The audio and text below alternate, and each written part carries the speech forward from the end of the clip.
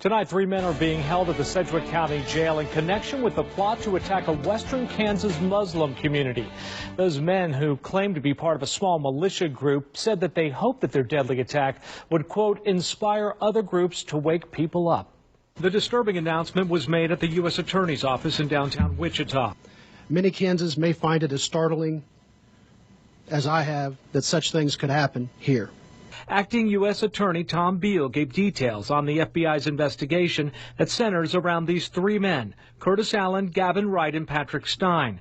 They were arrested today in their hometown of Liberal, accused of plotting an attack on an apartment complex known to house a small community of Somali refugees in Garden City. These charges are based on 8 months of investigation by the FBI that is alleged to have taken the investigators deep into a hidden cause of hatred and violence. According to investigators, the suspects, all in their 40s, were part of a small hate group calling itself the Crusaders, and they weren't afraid to express their anti-Muslim views on social media. These posts were from Curtis's Facebook page. FBI Special Agent in Charge Eric Jackson didn't elaborate on how the men came to their attention, but said that the suspects were stockpiling weapons and their plans were imminent.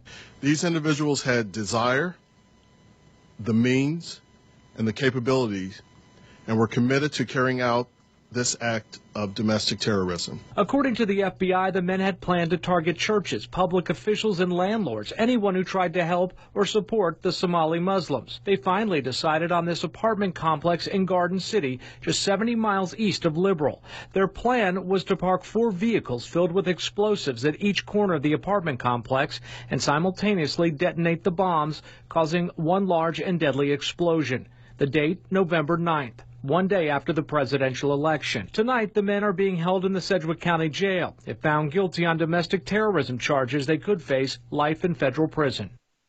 Those 3 men will be in federal court for their first appearance on Monday.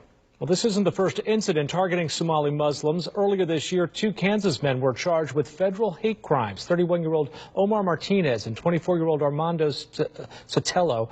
Prosecutors say that they targeted and attacked 3 Somali men in Dodge City. Well, the Council on American Islamic Relations today is asking for increased protection of mosques. Earlier this year, in 2016, they were on pace to record a number of attacks against mosques. Last year, a record 78 mosques were attacked. The FBI had a history of teaming up with Kansas authorities to thwart potential homegrown attacks in recent years. In April of 2015, John T. Booker of Topeka was arrested trying an explosives-filled van to an entrance gate over at Fort Riley. Booker and his accomplice, Alexander Blair, both pled guilty this year to charges stemming from that attack. And just 3 years ago, Terry Lohman of Wichita was arrested after trying to drive a van full of explosives onto a tarmac at Wichita's then Mid-Continental Airport. Lohman was sentenced to 20 years behind bars last year.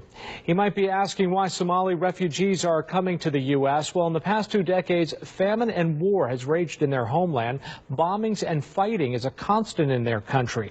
In May, the Washington Post reported that U.S. slaughterhouses, like the ones in western Kansas, have become a leading place for employment for Somali workers. According to the U.S. Census, the poverty rate for Somalis in the U.S. is 57%. That's much higher than other nationalities. The meat packing plants usually start those workers around $13 to $14 an hour. It's one of the highest wages that they can earn.